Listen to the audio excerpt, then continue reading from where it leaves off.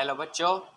Start करते हैं हमारा एप्लीकेशन ऑफ बाइट सेवर्ट लो का सेकंड एप्लीकेशन है, जो कि मैं दूसरी वीडियो में बनाना छोड़ दिया था क्योंकि कुछ प्रॉब्लम्स आ गई थी।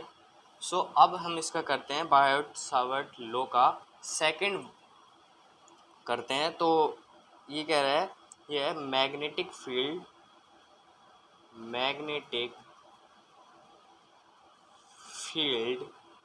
एट एनी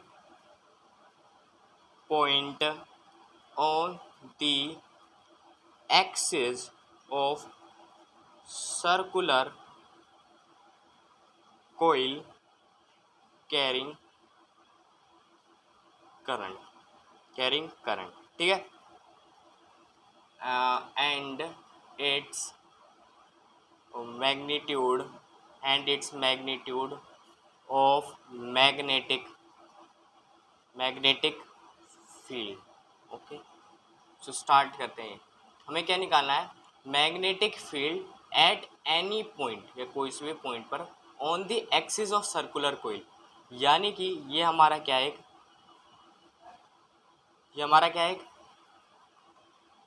ठीक है, ये एक हमारा क्या है, ये हमारा एक सर्कुलर कोइल है।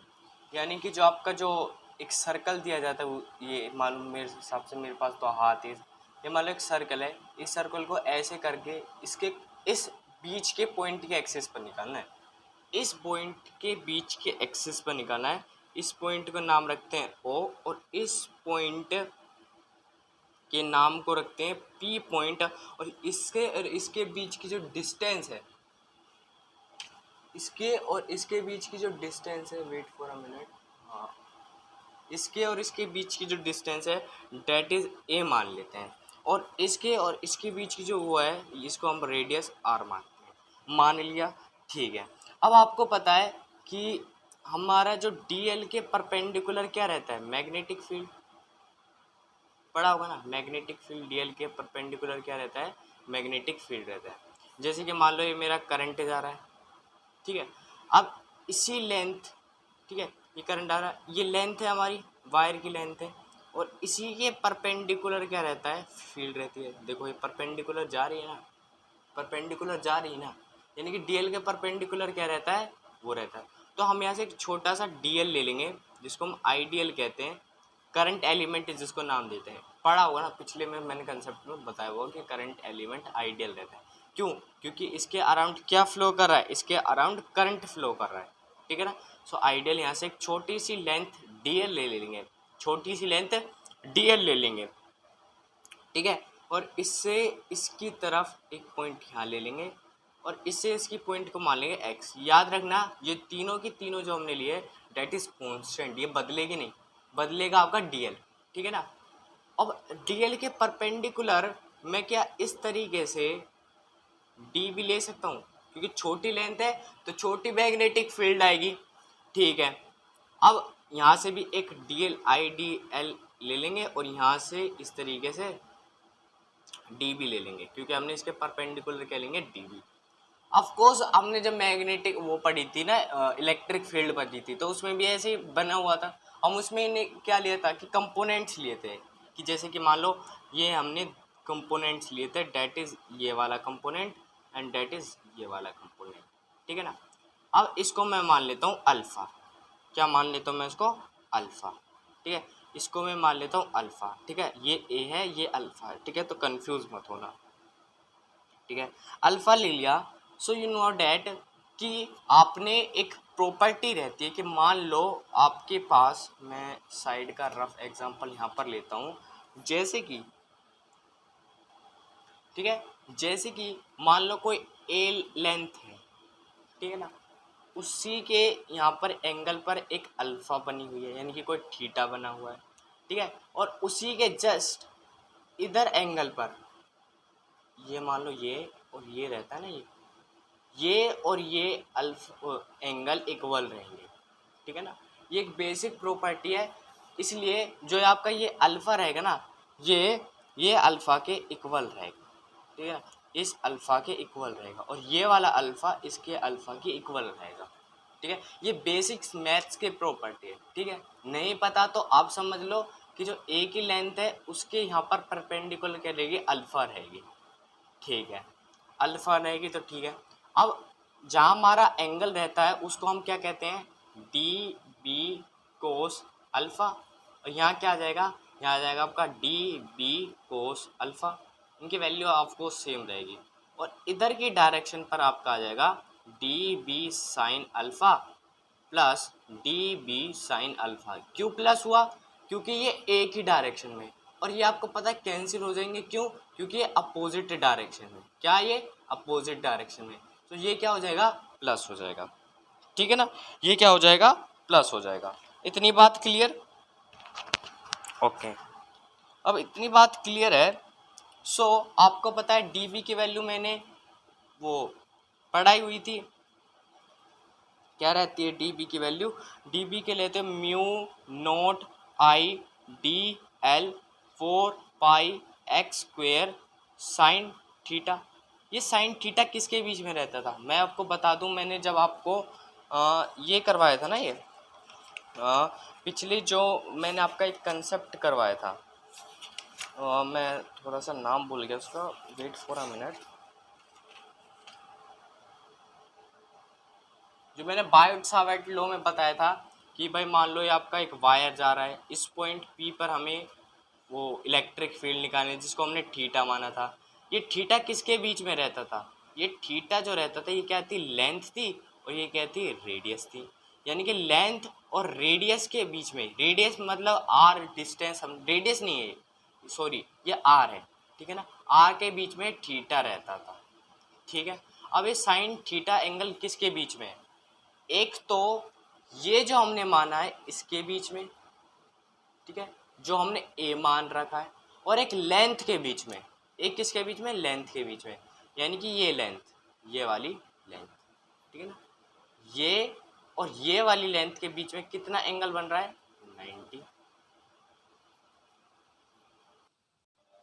ठीक है, सो क्या था कि जो लेंथ था और ये हमने जो आर मत मान लो, इसको ए मान लो बेसिक से, उसके बीच में क्या था, हमारा थीटा था।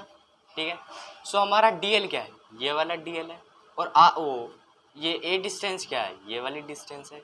सो इन दोनों के बीच में कितना बन रहा है, 90 बन रहा है एक तरह से। अगर मैं आपको कंक्लूजन बताऊं तो 90 बन रहा है इसके बीच में। सो ये 90 बन रहा है, तो साइन थीटा की जगह में D B equal to mu naught I D L 4 pi x square sine 90 लिख सकता हूँ। अब साइन 90 की वैल्यू कितनी रहती है, 1 रहती है, तो mu naught I D L upon 4 pi x square. ठीक है, 4 पाई एक्स स्क्वेयर आ गया, आगे ना। अब हमें टोटल किस में निकालनी है, इस डायरेक्शन में निकालनी है। सो हम कह सकते हैं कि जो हमारा बी है नेट, हम कह सकते हैं नेट मैग्नेटिक फील्ड कितना आया है, that is D B sine alpha की तरफ आया है। ठीक है, डी बी साइन अल्फा की तरफ आया है। ठीक है ना, अब यार ऐसे तो घने सारे होंगे ना, क्योंकि देखो दो नहीं है, ये दो तो मैंने इसका और इसका लिया है, एक इसका भी होगा, एक इसका भी होगा, और बहुत सारे डायरेक्शन के होंगे ना, क्योंकि सर्कल के हर तरफ रहेगा। मान लो ये सर्कल है तो सर्कल का इस तरफ से, इस तरफ से, इस तरफ से, इस तरफ से, ऑल डायरेक्शन इनफाइनाइट। सो हमें क्या करना पड़ेगा, इंटीग्रेशन करना पड़ेगा, इंटीग्रेशन करेंगे। सो इंटीग्रेशन कहाँ से कहाँ तक करेंगे, 0 से 2 पाई आर तक। पता है 2 पाई आर तक क्यों करेंगे, क्योंकि 2 पाई आर का सरकमफ्रेंस होता है ना, 0 से 2 पाई आर क्या बनेगा, हमारा सर्कल बनेगा पूरा, तो हम टोटल का निकाल सकते हैं। सो तो इसका आ जाएगा आपका, अब देखो अब हमारे पास साइन अल्फा है, हम साइन अल्फा की जगह क्या रख सकते हैं, साइन अल्फा, आपने एक वो पढ़ा होगा ना पंडित बद्री प्रसाद, तो पी अपॉन एच लिख सकता हूँ। अब साइन अल्फा देखो, साइन अल्फा यहाँ पर देखो डायग्राम में, साइन अल्फा जो है ये क्या रहता है, परपेंडिकुलर, इसके सामने वाला क्या है, परपेंडिकुलर यानी कि आर, और हाइपोटेन्यूज क्या है, एक्स, यानी कि इसकी जगह मैं आर अपॉन एक्स लिख सकता हूँ। अब तुम यार खुद बताओ, ठीक है, मैं अब b इक्वल टू लिख देता हूँ, वैसे तो ठीक है ना, 0 2 पाई आर हाँ, डी बी की जगह मैं क्या लिख सकता हूँ, mu naught I D L 4πx² into R upon X. और आर अपॉन एक्स कॉन्स्टेंट है, क्या कॉन्स्टेंट नहीं है, डी एल कॉन्स्टेंट नहीं है। सो हमें डी एल की वैल्यू पुट वो कर देंगे। सो मेरे यहाँ पर क्या आएगा, मेरे यहाँ पर आएगा B equal to mu naught I constant, D L constant नहीं आएगा, 4πx² आर अपॉन एक्स 0 से 2πr डी एल का आएगा। ठीक है, तो b equal to mu no, इतनी तो इंटीग्रेशन आती होगी ना, एक बार प्रैक्टिस करके देखो। सो पोज करके ना इसकी प्रैक्टिस करके देखो, सो ही क्वेश्चन सोल्व हो पाएगा आपका। सो 4πx², इसका x क्यूब लिख सकता हूँ, x इंटू आर आ जाएगा। और इसका कितना आएगा, इसका l आ जाएगा, l आ जाएगा कहाँ से, 0 से 2πr तक। ठीक है, so b equal to mu naught i 4πx³ into r और ये हो जाएगा 2πr, ये हो जाएगा, क्या हो जाएगा ये 2πr हो जाएगा। ठीक है, अब इतना कंक्लूजन निकाल के आ गया कि 2πr हो जाएगा। अब x की वैल्यू क्या थी, x थी हमारी ये। ठीक है, अब देखो ये क्या था हमारा, अगर मैं तुम्हारे बेसिक से बताऊं तो ये क्या है, तुम हमारा था r लिया था, ये हमने x लिया था, ये हमने क्या लिया था, a लिया था। ठीक है, तो इसकी जगह मैं √r² + a² नहीं लिख सकता। सो मैं यहाँ की वैल्यू डाल सकता हूँ b इक्वल टू 2π, देखो पाई से कट जाएगा। ठीक है, सो 2 म्यू नोट आई, r का स्क्वायर बन जाएगा, r का स्क्वायर अपॉन में 4 और x³ की जगह आ जाएगा आपका। अब इसको मैं √ हटाऊंगा, सो मेरा क्या आएगा, r² + a का स्क्वायर 1/2 आ जाएगा, 1/2। इतना तो पता होगा ना, इसका 1/2 आ जाता है।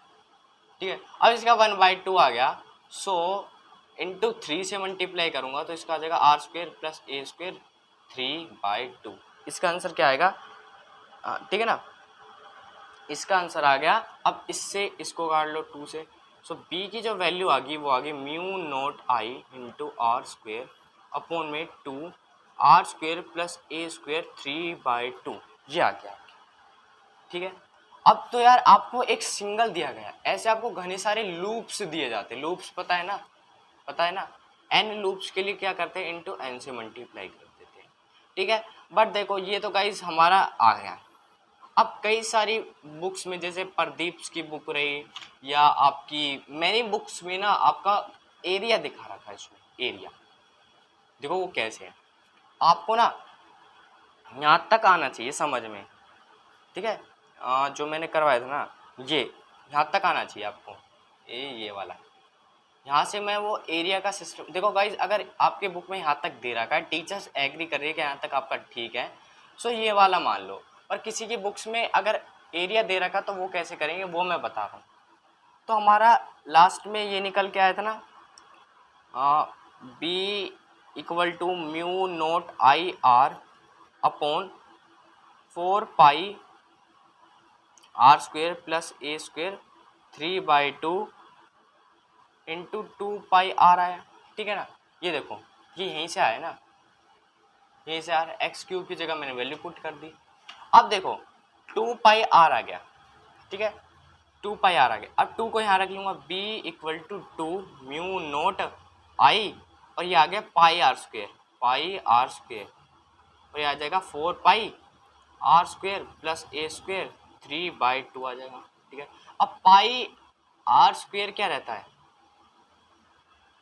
एरिया ऑफ सर्कल रहता है, πr² area of circle. So 2 mu naught eye area, यहाँ पर एरिया आ जाएगा 4πr² + a² 3/2। अब 2 से ये कट गया तो इसका आ गया। सो इसकी जो वैल्यू आई ना वो यही आ गई कि b equal to mu naught i a upon में πr² + a² 3/2। ठीक है, ये भी ठीक है, मैनी ऑफ जगह यही दे रखे हैं। ठीक है गाइस, सो आपका ये हुआ कंसेप्ट क्लियर, ये आपका था फर्स्ट। मेरी नेक्स्ट वीडियो में मैं अगली आपको एप्लीकेशन करवाऊंगा वाइट शेवेट लो की, ठीक है ना। So guys thank you for watching.